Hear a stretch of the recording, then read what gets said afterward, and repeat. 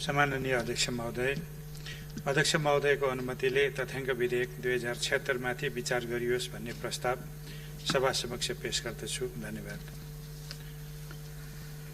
माननीय सदस्यहरू, सम्माननीय प्रधानमन्त्री केपी शर्मा ओलीको तर्फबाट माननीय अर्थमन्त्री डाक्टर युवराज खतिवड़ाले पेश गर्नुभएको तथ्याङ्क विधेयक 2076 माथि विचार गरियोस् भन्ने प्रस्तावमाथिको छलफल प्रारम्भ हुन्छ। यस क्रममा विधेयकको सैद्धान्तिक पक्षमा मात्र छलफल हुने बेहोरा जानकारी गराउँछु। छलफलमा भाग लिन चाहनुहुने माननीय सदस्यहरूले आफ्नो नाम अध्यक्षको डाँडसँगै बसेका सचिवालयका कर्मचारीहरूलाई उपलब्ध गराइदिनु हुन अनुरोध गर्दछु।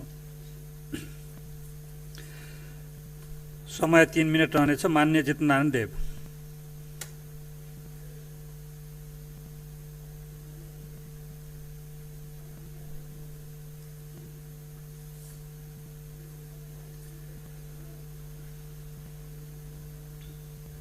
दुईटा विषयमा ध्यान आकर्षण गर्न चाहेको छु यो सैद्धान्तिक छलफलको क्रममा। यो राम्रै भएको छ कि 2015 को ऐनलाई अपडेट गर्ने गरी अहिले यो विधेयक आएको छ। यो पुरै पढिसकेपछि दुईटा अलिकति गम्भीर खालको इम्प्रेसन रिफ्लेक्सन चाहिँ हुँदो रहेछ। त्यो नै अलिकति गम्भीर लागेको हुनाले मैले सैद्धान्तिक छलफलको क्रममा त्यो राख्न चाहन्छु। पहिला भन्दाखेरि यो कुरा एकदम सही छ कि नेसनल डिफेन्सका कुराहरू, राष्ट्रिय अखण्डताका कुराहरू जस्ता विषयहरू अत्यन्त संवेदनशील विषयहरू हुन्। यस्ता विषयहरूको तथ्याङ्क उत्पादन, सङ्कलन वा प्रकाशनलाई राज्यले मोनिटरिङ गर्नुपर्छ। त्यसमा कुनै विमति जनाउने ठाउँ रहँदैन। तर खास गरेर सोसियो कल्चरल र इकोनोमिक्स डेटाहरू उत्पादन गर्ने, ट्याबुलेसन गर्ने, प्रशोधन गर्ने र प्रकाशन गर्ने सन्दर्भमा यो ऐन, यो विधेयक अलिकति नियन्त्रणमुखी देखिएको छ र खास गरेर त्यस्ता सेक्टरहरूमा पनि जहाँ अर्थशास्त्रीहरूले काम गर्छन्, समाजशास्त्रीहरूले काम गर्छन्, समाजलाई र अन्तर्राष्ट्रिय समुदायलाई सोसियो इकोनोमिक कल्चरल स्ट्याटिस्टिक्सहरू आवश्यक हुन्छ, त्यस्ता खालका तथ्याङ्क सङ्कलनलाई पनि अलिकति नियन्त्रण गर्ने, वर्जित गर्ने, कुनै कुनै ठाउँमा निषेधित गर्ने गरी यो विधेयक आएको छ। त्यसकारण त्यस्तो हुँदैन। यो कुराको विस्तृत छलफल हामी दफावार छलफलको क्रममा गर्ने नै छौँ। तर त्यो मलाई मेरो पहिलो रिफ्लेक्सन त्यो। दोस्रो रिफ्लेक्सन भन्यो के भन्दाखेरि यो हाम्रो संविधानको अधिकार सूचीको 5, 6, 7 र 8सँग पनि जोडिएको विषय भएको हुनाले यसमा पनि अलिकति केन्द्रको नियन्त्रण बढिरहने गरी र संहिताको मर्मलाई, भावनालाई र प्रावधानलाई अलिकति हस्तक्षेप गर्ने गरी ड्राफ्ट तयार भएको देखिन्छ। त्यसकारण त्यो पाटोमा पनि अलिकति मिलाएर जानुपर्ने हुन्छ। यो दुईटा विषयप्रति म गम्भीर ध्यान आकर्षण गर्न चाहन्छु। धन्यवाद। माननीय रामनारायण बिडारी, समय 3 मिनट। अध्यक्ष महोदय, संसदमा जति विधेयकहरू आउँछन् हरेक विधेयक सरकारले आफूलाई सहज हुने गरी प्रस्तुत गर्दछ। यो स्वाभाविक हो, यो सामान्य कुरा हो। तर मन्त्री कार्यपालिकाको भएको हुनाले व्यवस्थापिकाको कुरामा मन्त्रीले धेरै ध्यान दिँदैनन्। यो मैले दिएको छु भनेर धाग लाए पनि होइन। त्यसो भएको हुनाले प्रत्येक ऐन, प्रत्येक दफा विधिशास्त्रमा आधारित हुन्छ, सिद्धान्तमा आधारित हुन्छ। दफा त्यसै लेखिँदैन। सूत्रको आधार, सूत्रको रूपमा कानुन बन्छ, त्यहाँ निबन्ध लेख्ने पनि होइन। त्यसो भएको हुनाले सैद्धान्तिक आधारहरू हुन्छन् प्रत्येक दफामा। त्यसो भएको हुनाले संसदमा सैद्धान्तिक छलफल गर्नु पर्या हो। यही सैद्धान्तिक छलफल गर्ने क्रममा सरकारले प्राय जसो सबै ऐनहरूमा, विधेयकहरूमा प्रत्याशित विधान भनेर ल्याएको त्यो सोझै ल्याउँदैन। सरकारले बनाउने कानुन प्रकाशन हुँदैन, सरोकारवालालाई थाहा हुँदैन, लोकतान्त्रिक पद्धति हुँदैन, नोक्करशाही तन्त्र वा ब्युरोक्रेट्समा भर पर्छ। त्यस भएर कानुन बनाउने मुख्य थलो नै संसद भएको हुनाले, कानुन बनाउने मुख्य ठाउँ नै सांसद भएको हुनाले कानुन बनाउन बढी ध्यान दिनुपर्ने ठाउँ यही हो। संसदको प्रक्रिया पनि सक्रिय भएको देखिन्न, इच्छुक बढी देखिन्न। त्यसैले नामको बारेमा हामीले छलफल गर्छौँ। ऐनको नाम भनेर अध्यक्षज्यू मार्फत चाहिँ यहाँ कुरा हुन्छ। प्रारम्भको दफामा छुट्टै कुरा हुन्छ, दफा जोड्ने कुरा हुन्छ, प्रतिवेदन जोड्ने कुरा हुन्छ, प्रत्यायोजित व्यवस्थाको चाहिँ व्याख्या गर्ने कुरा हुन्छ, आर्थिक टिप्पणीका कुरा हुन्छ, अनि प्रस्तावनाका बारेमा ऐनको सबभन्दा महत्त्वपूर्ण कुरा नै प्रस्तावना हुन्छ। त्यति जम्मै सरकारलाई अधिकार दिने, सरकारपट्टि पन्छाउने यो गर्ने आएको छ। तथ्याङ्क बेगर कुनै पनि योजना बन्दैन, योजना बेगर कुनै पनि विकास हुँदैन। न्याय बिनाको विकास विनाशै हुन्छ। न्याय हुन संसद बलियो हुनुपर्छ। के तथ्याङ्क गोप्य राख्ने, के तथ्याङ्क घर घरमा व्यक्तिमा पुर्याउने यो प्रश्न विधेयकमा हुनुपर्छ। त्यसो भएको हुनाले यो विधेयक पनि सदनमा यो संसद यो सैद्धान्तिक छलफल गर्ने क्रममा मात्र नभइकन हरेक दफामा अबदेखि आउने विधेयकमा पनि सरकारको ध्यान जाओस्। धन्यवाद। माननीय बेदुराम भुषाल, समय 3 मिनट।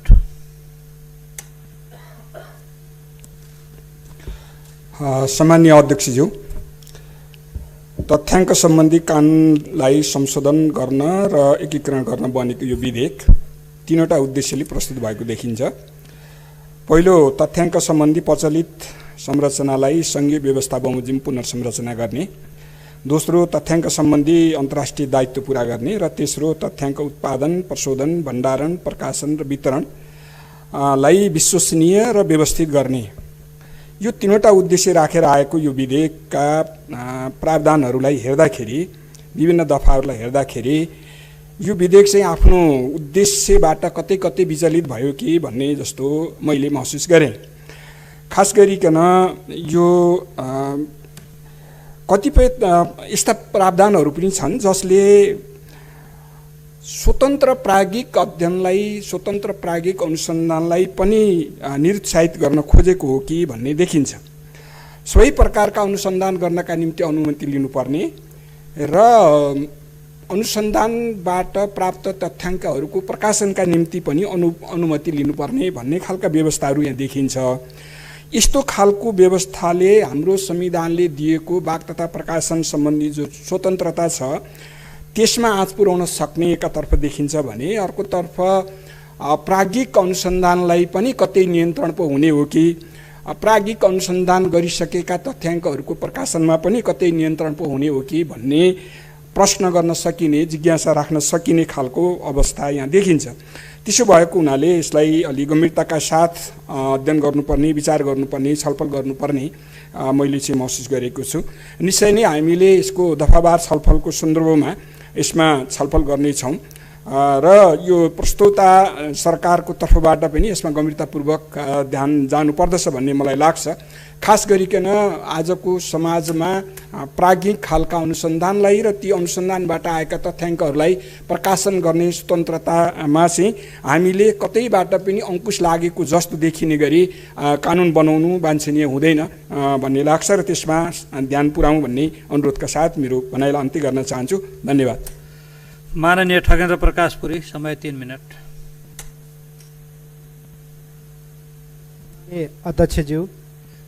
अध्यक्षज्यूको अनुमतिले यो तथ्याङ्क सम्बन्धी कानुनलाई संशोधन र एकीकरण गर्न बनेको विधेयकका सम्बन्धमा संक्षिप्त केही सैद्धान्तिक कुरा राख्ने अनुमति चाहन्छु। यो ऐन कानुन निर्माणका आधार र ढाँचाको हिसाबले मिलेकै देखिन्छ, त्यसमा अन्यथा केही पनि चाहिँ छैन। यो ऐनले एउटा लामो एउटा श्रृङ्खला बोकेको यो ऐन हो। जनगणना ऐन 2013लाई खारेज गरेर तथ्याङ्क ऐन 2015 आयो र यो तथ्याङ्क ऐन 2015 पनि 2018 र 2030 सालमा पहिलो र दोस्रो पटक संशोधन भयो र अन्य ऐनहरूले यसलाई 8 पटक जम्मी यो 10 पटक चाहिँ संशोधन भइसकेको ऐन हो। र अहिले हाम्रो संविधान जारी भइसकेपछि तथ्याङ्क सम्बन्धी हाम्रो संवैधानिक जुन व्यवस्था छ, स्थानीय तहले स्थानीय तहको र खास गरी रोजगारको अवस्थाको सम्बन्धमा तथ्याङ्क राख्नुपर्ने र प्रदेशले प्रदेश तहको तथ्याङ्क राख्नुपर्ने र मुलुकले अन्तर्राष्ट्रिय र राष्ट्रिय मापन र गुणाङ्कलाई समेत ध्यान दिएर तथ्याङ्क राख्ने हाम्रो संवैधानिक व्यवस्था अनुसार र यो तथ्याङ्क ऐन 2015 को प्रस्तावनामा नै यसलाई चाहिँ फेरबदल गर्नुपर्ने अहिलेको आवश्यकता थियो।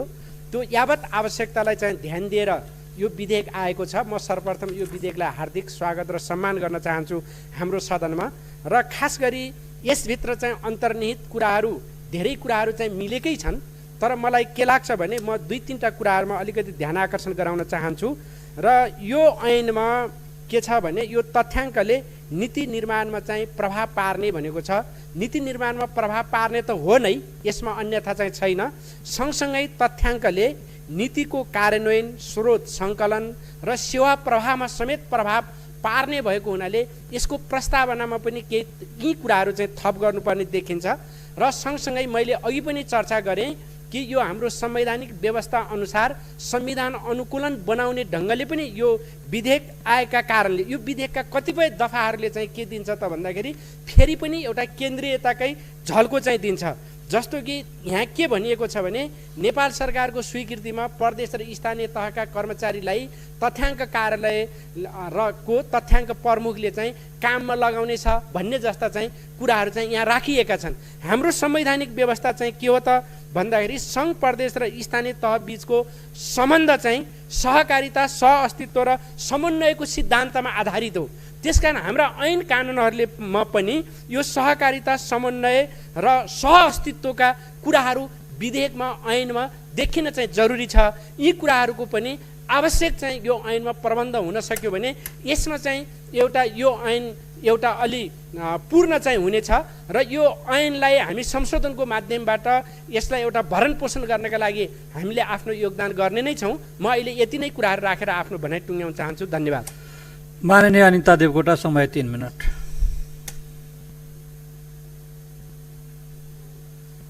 सम्माननीय अध्यक्षज्यू, तथ्याङ्क सम्बन्धी कानुनलाई संशोधन र एकीकरण गर्न बनेको विधेयकको सैद्धान्तिक बहसमा हामी जुटेका छौँ। संविधानले प्रदत्त गरेको अनुसूची अनुसार 5, 6, 7, 8 को अनुसूची अनुसार स्थानीय तह, प्रदेश र सङ्घको यो संविधानले प्रदत्त गरे अनुसारको कार्य अनुसूची अनुसारको यो तथ्याङ्क सम्बन्धी कानुनलाई संशोधन गर्न वाञ्छनीय भएकोले यो विधेयक आएको हुनुपर्छ। यो विधेयक, यो ऐन 2015 सालमा बनेको विधेयक अत्यन्त पुरानो भएको छ। संविधान निर्माण भइसकेपछि अब सबै तहको अधिकारहरूलाई सुनिश्चित गर्नको लागि पनि यो विधेयक आएको छ। त्यसैले यो विधेयकमा समावेश गर्नुपर्ने दफावार छलफलमा हामी गर्ने नै छौँ। र आर्थिक टिप्पणीमा व्यवहार पर्छ भन्ने कुरा घुमाउरो रूपले स्पष्ट रूपमा आएको छैन। घुमाउरो रूपले व्यवहारको कुराहरू छ, स्पष्ट रूपमा आएको भए अझ राम्रो हुन्थ्यो भन्ने मलाई लागेको छ। र यो ऐन, यो विधेयकलाई हामी संशोधन गरिसक्यौँ भने अन्तर्राष्ट्रिय मापदण्ड अनुरूपको हाम्रो तथ्याङ्क सङ्कलन कुराहरू, तथ्याङ्क उत्पादन, प्रशोधन, भण्डार, प्रकाशन, वितरणका कुराहरू विश्वसनीय र व्यवस्थित गर्न बन्ने हुन्छ। तर अहिले यहाँ यो विधेयकमा के देखिएको छ भने नियन्त्रणमुखी अलिकति देखिएको छ। स्वायत्ततातिर हाम्रो ध्यान जान जरुरी हुन्छ। म यहाँलाई उदाहरणका रूपमा भन्न चाहन्छु, शिक्षा मन्त्रालयले तथ्याङ्क विभागलाई पत्राचार गर्यो साक्षरता घोषणा गर्नको लागि, र उसले के भन्यो भने तिमीले गराउने जुन फर्म छ त्यसमा निरक्षरताको कोलम हटाइदेऊ, अनि त्यस भए निरक्षरता आउँदैन, अनि साक्षरता घोषणा गर्न सजिलो पर्छ भनेर यसरी नियन्त्रणमुखी भयो भने सही तथ्याङ्क आउन सक्दैन। त्यसैले हामीले अब यो ऐनले स्वायत्ततातिर बढी जोड दिनुपर्छ भन्ने कुराहरू म सम्मानित सभाका माध्यमबाट भन्न चाहन्छु। र यो ऐन आवश्यक छ, त्यसैले समयमा आएको छ, अझ यसलाई परिष्कृत गराउँ भन्ने भावनाका साथ बिदा हुन्छु। धन्यवाद। जय नेपाल। माननीय कमल ओली, समय 3 मिनट।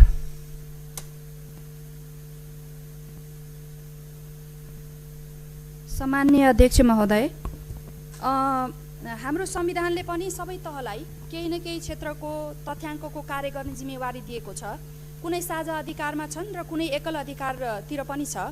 त्यसलाई पनि नियमन गर्नको लागि पनि यो विधेयकको आवश्यकता थियो, जसले पनि जसरी पनि जस्तो किसिमले पनि तथ्याङ्क उत्पादन गर्दाखेरि आफूले तोकेको परिभाषाबाट गरिएको तथ्याङ्कमा एकरूपता हुँदैन, भोलि गएर तथ्याङ्क तुलना गर्न योग्य हुँदैन।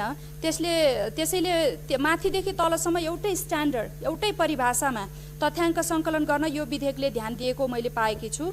सामान्य अध्यक्ष महोदय, संविधानले सङ्घको तथ्याङ्क विभागलाई अहिले जुन अधिकार दिएको छ, नियमन गर्ने, मापदण्ड तोक्ने, त्यो अधिकारलाई इन्फोर्स गर्ने, यो विधेयकबाट सजिलो हुन्छ भनेर पनि यो विधेयक ल्याएको हो र यो विधेयक ठिक छ। र 2015 सालमा ऐन आयो। त्यसको नियमावली 2041 सालमा मात्र आएको देखिन्छ। त्यही ऐन र त्यही नियमावलीबाट अहिलेसम्म नेपालको तथ्याङ्क प्रणाली सञ्चालनमा रहेको देखिन्छ। सामान्य अध्यक्ष महोदय, बदलिदो परिस्थिति अनुसार नयाँ नयाँ प्रविधिको विकास भइसकेको छ, नयाँ क्षेत्रहरूमा तथ्याङ्कहरूको पनि आवश्यकता बढेको छ। जो पायो त्यसैलाई सर्वेक्षण गर्न दिनु पनि अहिले हुँदैन। हाम्रो नेपालमा विभिन्न निकायले विभिन्न तथ्याङ्कहरू उत्पादन गरिरहेका छन्। मन्त्रालयहरूबाट पनि तथ्याङ्क उत्पादन भइरहेका छन्, तथ्याङ्क विभागबाट पनि तथ्याङ्क उत्पादन भइरहेका छन्। यो विधेयकले मुख्य रूपमा तथ्याङ्क विभागलाई अपग्रेड गर्ने र राष्ट्रिय तथ्याङ्कको कार्यालय बनाउने, त्यसले अन्य निकायहरूलाई पनि तथ्याङ्क सङ्कलन गर्न अधिकार दिने र त्यो तथ्याङ्कको अडिट पनि गर्ने, यो नयाँ कुरा यो विधेयकमा छ। विधि प्रक्रिया मापदण्ड अनुसार सङ्कलन गरेको छ कि छैन, अन्तर्राष्ट्रिय पद्धतिहरू अपनाएको छ कि छैन, यसको क्वालिटीलाई मेन्टेन गर्ने हो भनेर नै यसको नाम परिवर्तन गरेर राष्ट्रिय तथ्याङ्क कार्यालय राख्ने भएको यो विधेयकमा देखिन्छ। सामान्य अध्यक्ष महोदय, अर्को महत्त्वपूर्ण कुरा, यसमा राष्ट्रिय परिषदको व्यवस्था गरिएको छ। यो विधेयकमा कुन सर्वे कहिले आवश्यक छ र कुन सर्वे कसले गर्ने, स्वास्थ्य मन्त्रालयले पनि हेल्थ सम्बन्धी गरिरहेछ, राष्ट्र ब्याङ्कले पनि केही सर्वेहरू गरिरहेछ। त्यसैले यो जसले पनि आफू खुसी अध्ययन गर्दाखेरि, तथ्याङ्क लिँदाखेरि मान्छेहरू जो तथ्याङ्क दाताहरू हुन् उनीहरू पनि दिक्क हुने अवस्था भएको हुनाले यसले चाहिँ एकरूपता निर्माण गर्ने भएको हुनाले पनि यो तथ्याङ्क परिषदको व्यवस्था गरिएको छ र यो विधेयकको बारे बाँकी छलफल हामीले पछि गर्नेछौँ। धन्यवाद। माननीय डाक्टर विमला राई पौड्याल, समय 3 मिनट। सम्माननीय अध्यक्षज्यू, पहिलो कुरा त म यो तथ्याङ्क सम्बन्धी यो कानुनलाई संशोधन र एकीकरण गर्न बनेको विधेयकको स्वागत गर्न चाहन्छु। हामीसँग धेरै डिलेमाहरू छन् तथ्याङ्कसँग सम्बन्धित। हामी विशेष गरिकन खोज गर्ने, रिसर्च अनुसन्धान गर्ने तबकाले सधैँभरि खप्ने गरेको एउटा अप्ठ्यारो भनेको तथ्याङ्कको उपलब्धता नै हो।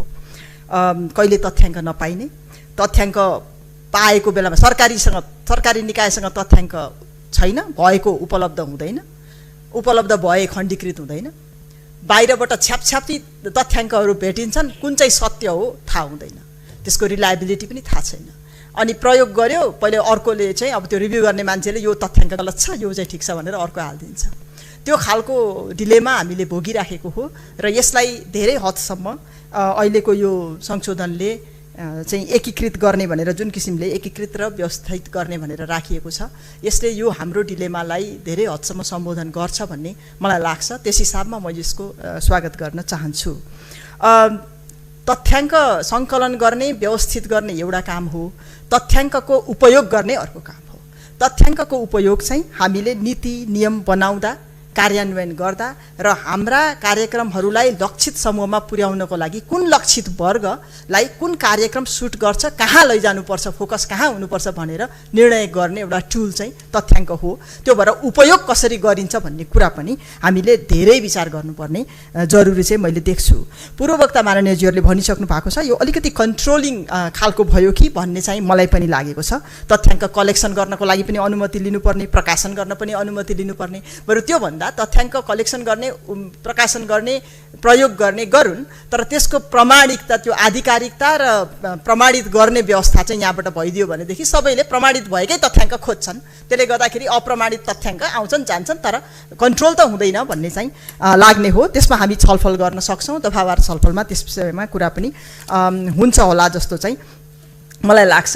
सबैभन्दा महत्त्वपूर्ण कुरा चाहिँ मलाई अहिले के छ भने हामी दिगो विकास समिति, दिगो विकास लक्ष्यको एउटा पक्षधर पार्टी पनि हौँ, सरकार हौँ। यसमा खण्डीकृत चाहिँ तथ्याङ्कको असाध्यै धेरै जरुरी छ। अहिलेसम्मको एटिच्युड हेर्दा र अहिलेसम्मको चाहिँ काम हेर्दा कस्तो देखिन्छ तथ्याङ्कको भने लिङ्ग र वर्गमा चाहिँ खण्डीकृत गर्ने, तर जात जातिकोमा चाहिँ इथनिसिटीमा, जात जातिमा खण्डीकृत गर्न अलि हिचकिचाउने खालको छ।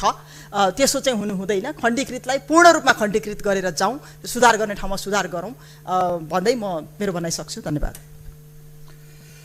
मान्य सदस्यहरू, अब म सम्माननीय प्रधानमन्त्री केपी शर्मा ओलीको तर्फबाट माननीय अर्थमन्त्री डाक्टर युवराज खतिवडालाई छलफलमा उठेका प्रश्नहरूको जवाफ दिन समय उपलब्ध गराउँछु।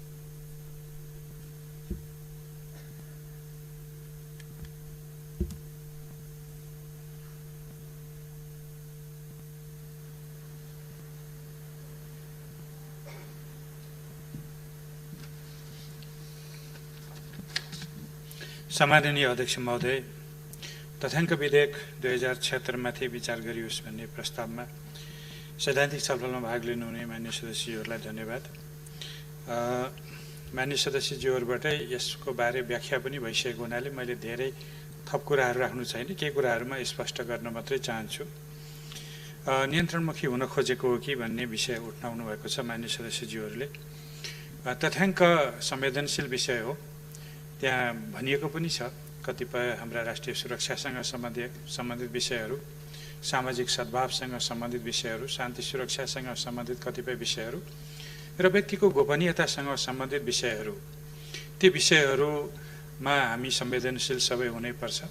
खास गरी तथ्याङ्क सङ्कलन गर्दा, चाहे त्यो जनगणना होस्, चाहे त्यो अरू जीवन निर्वाह सर्वेक्षण होस्, चाहे त्यो स्वास्थ्य सर्वेक्षण होस्, त्यहाँ के भनिएको हुन्छ भने तपाईबाट सङ्कलित सूचना तपाईँको व्यक्तिगत विवरण गोप्य राखिएको हुन्छ भनेर फर्ममै लेख्नु पर्छ र एकीकृत गरिएका प्रशोधित तथ्याङ्क मात्रै सार्वजनिक गरिन्छ, कसैको व्यक्तिगत विवरण प्रकाशित गरिँदैन। त्यो बाचा र त्यो प्रतिबद्धताका साथ मात्रै तथ्याङ्कहरू विवरणहरू सङ्कलन गरिन्छ। अब यसलाई नियन्त्रणमुखी भन्नतिर हामी लाग्यौँ भने वैयक्तिक स्वतन्त्रता र गोपनीयताको हकको विषयमा पनि हामीले सोच्नुपर्छ र त्यो कायम राखिएन भने तथ्याङ्क सङ्कलनै गर्न सकिँदैन।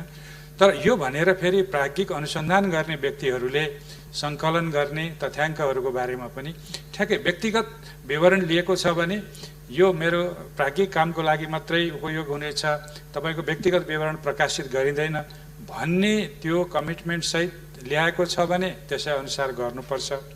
र यदि प्राज्ञिक अनुसन्धान अध्ययन गर्दाखेरि कुनै तथ्याङ्क तोडमडोड हुने स्थिति बन्यो भने व्यक्तिगत रूपमा अथवा कुनै किसिमको सामाजिक क्लस्टरको रूपमा खण्डीकृत रूपमा व्याख्या गर्न नमिल्ने तथ्याङ्कहरू त्यसको व्याख्या गर्न खोजियो भने त्यसले गलत अर्थ दिन्छ। उदाहरणको लागि म आफै तथ्याङ्कमा काम गरेको हुनाले एउटा उदाहरण दिन्छु। 1996 को जीवन निर्वाह सर्वेक्षण गर्दाखेरि थोरै परिवारको सर्वेक्षण भयो, त्यसमा एउटा कुनै खास जाति विशेषको 2टा परिवार मात्रै पर्नुभयो र त्यो 2टा परिवारको आधारबाट मुलुकभरिमा त्यो जाति चाहिँ विकासमा सबैभन्दा पछि परेको भनेर निर्क्युल निकालियो। जनसङ्ख्यामा झन्डै 1.5-2% अंश भएको त्यो जनसङ्ख्या हो, सर्वेक्षणमा 2टा परिवार मात्रै पर्यो र त्यसलाई लिएर अत्यन्त धेरै व्याख्या हुन थाल्यो।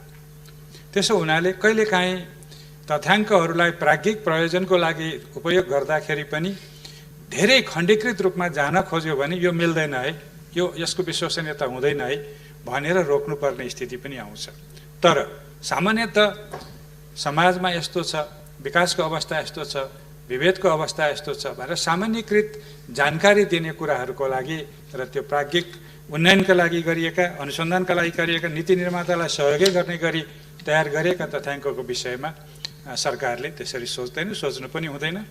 अहिले हामी खुला समाजमा छौँ, लोकतान्त्रिक परिपाटीमा छौँ र सूचनाको हक छ, जानकारीको हक छ। यी सबै हकहरूको सम्मान गरिरहँदा त्यस्ता नियन्त्रण गर्ने कुराहरू स्वतः सीमित हुन्छन्। यो मान्य सदस्यज्यूहरूलाई म विश्वस्त तुल्याउन चाहन्छु। दोस्रो विषय संहिताको सन्दर्भमा तथ्याङ्क सङ्कलन। अहिले अत्यन्त ठुलो समस्या यही छ। मान्य सदस्यज्यूहरूले मलाई सोधिरहनु भएको छ, कृषिको बजेट खोइ, स्वास्थ्यको बजेट खोइ, वनको बजेट खोइ, तल निक्षेपण भइगएका, तल हामीले जिम्मेवारी र अधिकार दिएका बजेटहरूको त्यसको विवरण अहिलेसम्म हामीले प्राप्त गरेका छैनौँ। त्यसो हुनाले अधिकार प्रदेश र स्थानीय तहमा बाँडिएको छ, तर त्यहाँ काम पनि भएको छ, त्यसको प्रगति एकीकृत ढङ्गले हामीले लिन सकेका छैनौँ। यतिसम्म कि खर्चको एकीकृत विवरण लिनको लागि हाम्रा लेखापाल साथीहरू, महालेखा नियन्त्रक कार्यालयको मान्छे एक अफिसमा गएर तथ्याङ्क लिएर आउनुपर्ने स्थिति बन्यो अघिल्लो वर्षको आन्तरिक लेखा परीक्षणको आधारबाट एकीकृत लेखाको विवरण बनाउनलाई। त्यस्तो स्थिति नहोस् र मुलुकको तिनै तहका सरकारले गरेका कामहरूको विवरण आउन सकोस्, यसमा तथ्याङ्कको संयोजन होस् र अब स्थापना हुने अहिले केन्द्रीय तथ्याङ्क विभाग छ, अब स्थापना हुने त्यो राष्ट्रिय चाहिँ तथ्याङ्क कार्यालयले त्यो क्षमतासहित काम गरोस् र एकीकृत ढङ्गले जाओस्। मान्य सदस्यहरूले अझ राम्रो व्याख्या गर्नुभएको छ, त्यही ढङ्गले यसलाई अघि बढाउन खोजिएको। अब अलिकति प्रस्तावमा केही कुराहरू मिलेनन् कि भन्ने कुरा छ, कतिपय केही कुराहरू अझ मिलाउन सकिन्छ। यो त यसको चाहिँ छलफल चाहिँ संसदले गरेर यसलाई अझ परिष्कृत, परिमार्जित र समृद्ध बनाउन सकिने ठाउँ त बाँकी नै छ। त्यसमा मैले चाहिँ त्यति धेरै अहिले डिफेन्ड गर्नुपर्ने स्थिति छैन। एउटा लागतको प्रसङ्ग उठाउनु भएको छ माननीय सचिवले। प्रविधिको प्रयोग, विधिको प्रयोग, तथ्याङ्क कति खण्डीकृत ढङ्गले सङ्कलन गर्ने हो त्यसको आधारबाट लागत अनुमान गर्नुपर्ने हुनाले अहिले नै यति नै लागत लाग्छ भन्न सकिँदैन र कुनै खास परिस्थितिमा खास प्रकारले तथ्याङ्क सङ्कलन गर्नुपर्ने हुन्छ जुन हामीले अनुमानै गरे हुँदैनौँ। उदाहरणको लागि कोभिडको कारणले के नोक्सानी भयो, कस्तो भएको छ भनेर तथ्याङ्क विभागले, अहिलेको तथ्याङ्क विभागले सङ्कलन गर्ने हो भने त्यसको लागत कति लाग्छ भनेर अहिले नै ऐनमा चाहिँ हामीले सोच्न सक्दैनौँ। भोलि कुनै विपदको कुराहरू होला। त्यसकारणले यस्तो तथ्याङ्कहरू जो तत्कालीन हामी कुनै राज्यको दायित्व निर्वाह गर्नको लागि उपयोग हुने होस्, चाहे त्यो योजना निर्माण गर्नको लागि होस्, चाहे निर्माण भएको योजना कार्यान्वयन भएपछि त्यो ठिक भयो कि भएन भनेर पृष्ठ पोषणको लागि अथवा चाहिँ जानकारी लिनको लागि होस्। त्यसो भएको हुनाले नियमित बजेटका प्रक्रियाबाट यो संसदमै आउने विनियोजन विधेयकको माध्यमबाट त्यो कार्यालयको बजेट विनियोजन हुन्छ। त्यसकारणले त्यो छुट्टै कुनै हामीले अहिले त्यसमा धेरै चिन्ता गर्नुपर्ने स्थिति हुन्छ जस्तो मलाई लाग्दैन। र अन्त्यमा चाहिँ यो खण्डीकृत तथ्याङ्कको बारेमा पनि केही कुरा भन्नुपर्छ। दिगो विकास लक्ष्यले 5-6वटा वर्गीकरणबाट तथ्याङ्क सङ्कलन गर्नु भन्छ। मान्छेको उमेरको हिसाबले, मान्छेको शारीरिक अवस्थाको हिसाबले, मान्छेको कहाँ बस्या छ भौगोलिक अवस्थाको हिसाबले, आयको हिसाबले र हाम्रो जस्तो क्षेत्रमा भन्ने हो भने एउटा जातीय हिसाबले समेत सङ्कलन गर्नु भन्छ। त्यसो गर्दा एउटा परिवारको तथ्याङ्क 5-6 खण्डमा लानुपर्ने हुन्छ र जनगणना जस्तो विषय जुन अहिले आगामी वर्ष त्यसको काम अघि बढाइनेछ भनेर मैले विनियोजन विधेयकमा भनेको छु। त्यसको लागि जनगणनाको चाहिँ मान्यता अनुसार जाने हो भने त्यो प्रश्नावली भरेर जम्मा गर्ने फेरि अर्को महाभारत हुने स्थिति रहन्छ। त्यसो हुनाले हामी सम्पूर्ण जनगणनाहरू अथवा हाम्रा सेन्ससहरू एकदम थोरै डेटाबाट गर्ने र अलिकति डिटेलमा जानु पर्यो भने सर्वेबाट जाने चलन हुन्छ, सर्वेक्षणबाट जाने हुन्छ। त्यो दुईटै कुरालाई यसले समेट्छ। त्यसो हुनाले हामीले छिटो राष्ट्रिय तथ्याङ्क लिने कुराहरू र खण्डीकृत लिने कुराको लागि पनि यो कानुनले कुनै बाधा गर्दैन र अझ त्यसलाई परिष्कृत ढङ्गले अघि बढाउने गरी नै सहयोग गर्छ। त्यसो भएको हुनाले यो जुन मैले प्रस्ताव गरेको छु तथ्याङ्क विधेयक, यसलाई स्वीकार गरिदिनु हुन अनुरोध गर्दै बिदा हुन चाहन्छु। धन्यवाद। माननीय सदस्यहरू, तथ्याङ्क विधेयक 2076 माथि विचार गरियोस् भन्ने प्रस्तावमाथिको छलफल यहीँ समाप्त हुन्छ। माननीय सदस्यहरू, अब म तथ्याङ्क विधेयक 2076 माथि विचार गरियोस् भन्ने प्रस्तावलाई निर्णयार्थ प्रस्तुत गर्दछु। यो प्रस्तावको पक्षमा हुने माननीय सदस्यले हुन्छ भन्नुहोला र यसको विपक्षमा हुने माननीय सदस्यले हुन्न भन्नुहोला। यो प्रस्तावको पक्षमा हुने माननीय सदस्यले हुन्छ भन्नुहोस्।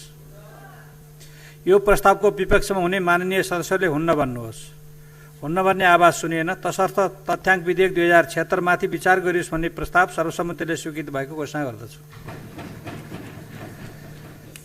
माननीय सदस्यहरू, तथ्याङ्क विधेयक 2076 माथि संशोधन प्रस्ताव राख्न चाहनुहुने माननीय सदस्यले राष्ट्रिय सभा पहिलो संशोधन नियमावली 2075 को नियम 106 बमोजिम राष्ट्रिय सभा अन्तर्गतको विधेयक शाखामा संशोधन प्रस्ताव दर्ता गर्न सक्नुहुने बेहोरा जानकारी गराउँछु।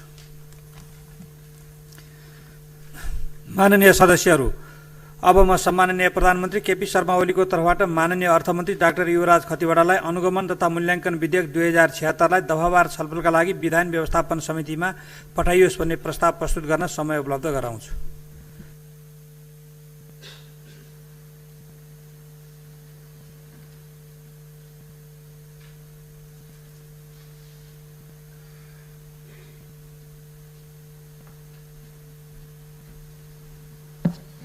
सम्माननीय अध्यक्ष महोदयको अनुमतिले अनुगमन तथा मूल्याङ्कन विधेयक 2076 लाई दफावार छलफलका लागि विधान व्यवस्थापन समितिमा पठाइयोस् भन्ने प्रस्ताव सभा समक्ष पेश गर्दछु। धन्यवाद। माननीय सदस्यहरू, अब म अनुगमन तथा मूल्याङ्कन विधेयक 2076 लाई दफावार छलफलका लागि विधान व्यवस्थापन समितिमा पठाइयोस् भन्ने प्रस्तावलाई निर्णयार्थ प्रस्तुत गर्दछु। यो प्रस्तावको पक्षमा हुने माननीय सदस्यहरूले हुन्छ भन्नुहोला र यसको विपक्षमा हुने माननीय सदस्यहरूले हुन्न भन्नुहोला। यो प्रस्तावको पक्षमा हुने माननीय सदस्यहरूले हुन्छ भन्नुहोस्। यो प्रस्तावको विपक्षमा हुने माननीय सदस्यले हुन्न भन्नुहोस्। हुन्न भन्ने आवाज सुनिएन, तसर्थ अनुगमन तथा मूल्याङ्कन विधेयक 2076लाई दफावार छलफलका लागि विधान व्यवस्थापन समितिमा पठाइयोस् भन्ने प्रस्ताव सर्वसम्मतिले स्वीकृत भएको घोषणा गर्दछु। माननीय सदस्यहरू, अब अर्को बैठक 2077 जेठ 23 गते बिहान 11 बजे